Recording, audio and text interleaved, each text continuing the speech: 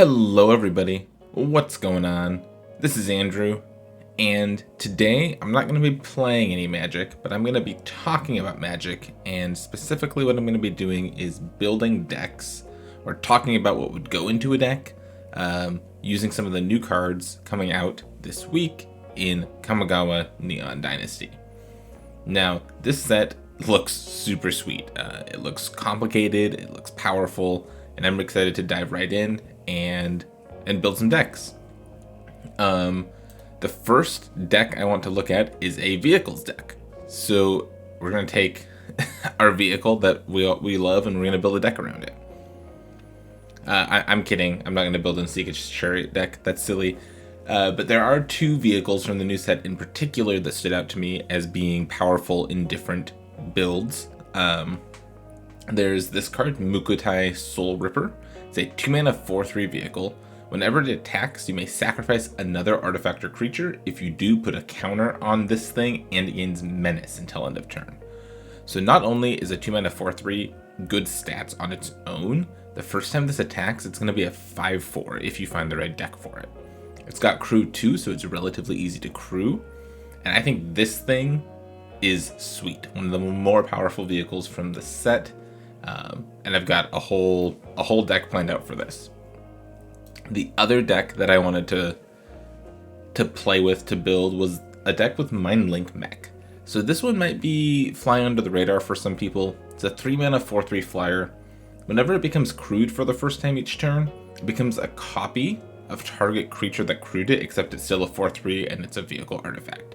So it can gain any of the abilities on the thing that crews it. And I've got something cool that I want to do with this one too. So I had thought that we've got some new vehicles coming out. Maybe we can build something like Mardu vehicles that terrorized Standard for a really long time. 3, 4, maybe even 5 years ago, whenever that was.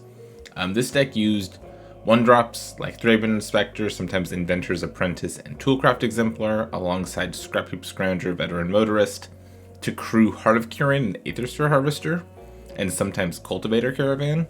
And this was basically just a really aggressive deck. You would play your creatures, they'd all get big, they'd attack, Heart of Kirin would do a bunch of damage, and then you'd use like Unlicensed Disintegration to kill something and deal damage. Gideon was there to help close the game, and same with PNLR. This deck was really good, and it was good because it was so aggressive while also being a vehicles deck. And I thought, well, maybe we have enough good vehicles that we could replicate this deck, right? We've got this Mukotai Soulripper. Maybe there's something we can do here.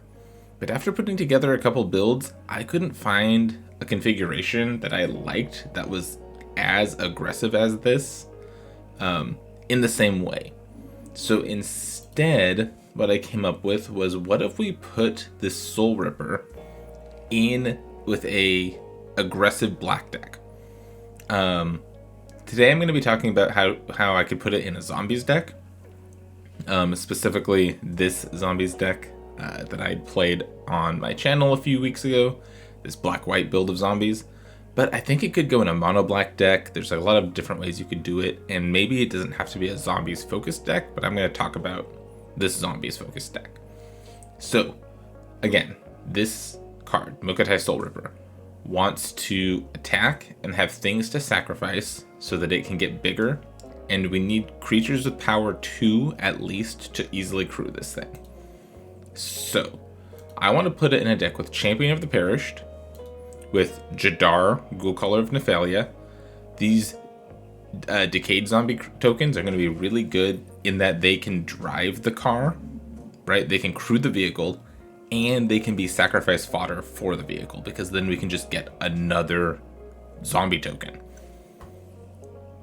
Tainted Adversary makes things that can crew or be eaten by the car, and it itself can easily come down and crew this thing. Then we've got Wedding Announcement, which is kind of a weird one, but it makes 1/1s, which can be eaten by the thing, and after it transforms into Wedding Festivity, those 1/1s can crew the Soulripper also. Soren as a top end, if we look back at this deck played 2 or 3 Gideon Ally of Zendikar. Now, I'm not saying Sorin is as good as Gideon Ally of Zendikar. Not at all. But Sorin does make 2-3 vampire tokens and draws us cards. The vampire tokens can crew the boat, and Sorin can just sit around and gain us card advantage later on. Lolth could also slot into this deck if we want to get a little bit bigger, because her spider tokens can crew the vehicle as well, and Lolth doesn't mind if things get sacrificed. So, all that to say, I think that it would be pretty easy to slot Soulripper into a deck like this and get the deck pushed in a slightly more aggressive direction. I didn't talk about Shambling Ghast, but Shambling Ghast is a card that loves to be sacrificed. And I think there's something here. So my first build of a Mukotai Soulripper deck is going to be black-based zombies, probably splashing white for some removal like Vanishing Verse or Rite of Oblivion, and Wedding Announcements. And I want to see if I can really get this Mukotai Soulripper to go off and be a really important part of this deck. So that's deck 1. Deck 2 uses Mindlink Mech. Like I talked about before, I think this card is kind of being underrated. I haven't seen people really talk about this card yet. 4/3 flyer hits pretty hard, can be tough to block, and this thing can get the type and abilities of things that crew it. Okay, so what do I want to crew this with? What does that matter to me? Well, I want to put it in a mono blue deck. Mono blue decks traditionally play one or 2 power creatures that have sometimes relevant abilities that can come down and get aggressive while holding mana up. And I think that Kamigawa Neon Dynasty is giving us some good support pieces for this deck as well, and I'll get to those in a little bit. But first, the creatures. Ascendant Spirit. This card's great. It hasn't really found a place to really shine yet, but this thing can come down early, put pressure on your opponent, or it can come down later and crew the Mindlink Mech. Mischievous Catgeist is, I think, one of the more important cards for this new build of the deck. And when I played a version of this deck a few weeks ago, this card overperformed as is. This is a 2-mana 1/1 spirit, cat spirit, which is the most important part. And it has the Ophidian ability. Whenever it deals damage to a player, you draw a card. Well, on a 2-mana 1/1, sometimes that can be hard to pull off. But on the backside, you can cast Cat-like Curiosity out of your graveyard, and you can give that ability to any enchanted creature. Okay. This thing, crewing this thing, means that the Mindlink Mech is a 4/3 artifact cat spirit vehicle with, whenever it deals combat damage to an opponent, draw a card. And that's really strong. It's a spirit, so it lets things like Geistlight Snare turn on. Even if they kill the cat, this still works. Or it gets powered up by our Patrician Geists that we're probably going to play anyways. And when it hits them, you get to draw a card. And that's what these decks are looking to do. You need to draw cards to go through your deck to find enough counter spells to put just enough pressure on that you can win the game. I think this combination, Catgeist plus Mech, is going to be really, really important if this deck is successful.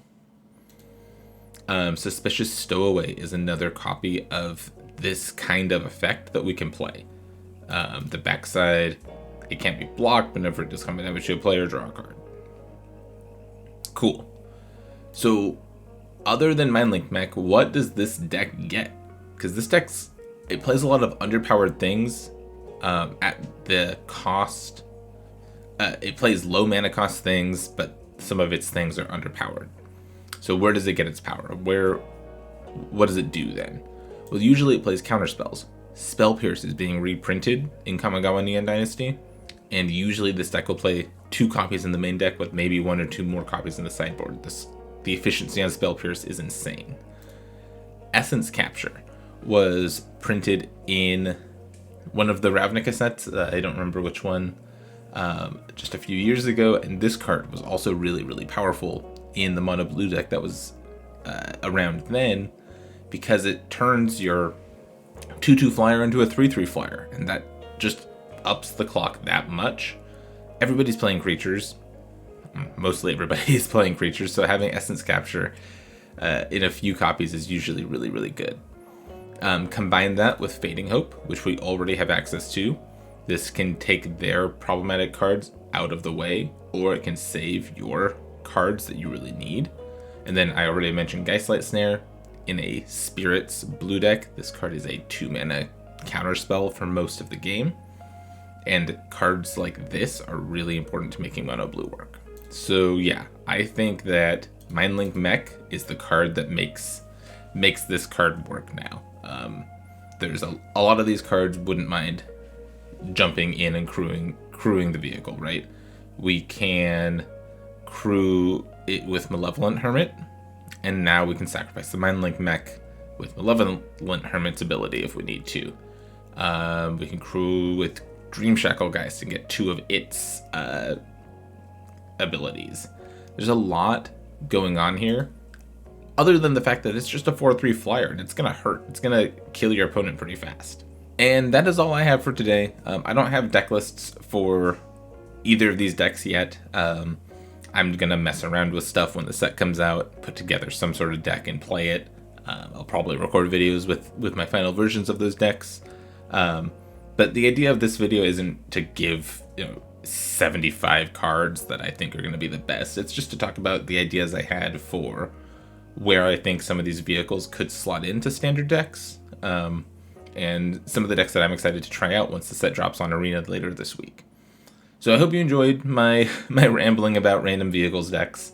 I'm a little disappointed that I couldn't figure out a way to make a more aggressive red or white based vehicles deck. None of the vehicles really seemed like they were right for this, and I couldn't figure out a way to use the Fox Pilot either. But I do think that the 2 decks I came up with are pretty good. I think they're fun, and I'm really excited to crew Mukotai Soulripper with a Decayed Zombie, attack, sacrifice the Decayed Zombie, and and just get another one back at the end of the turn with your Jadar trigger. That just sounds really, really fun to me. So again, I hope you've enjoyed my ramblings about these vehicles. Thank you so much for watching. I really appreciate it, and I will catch you next time.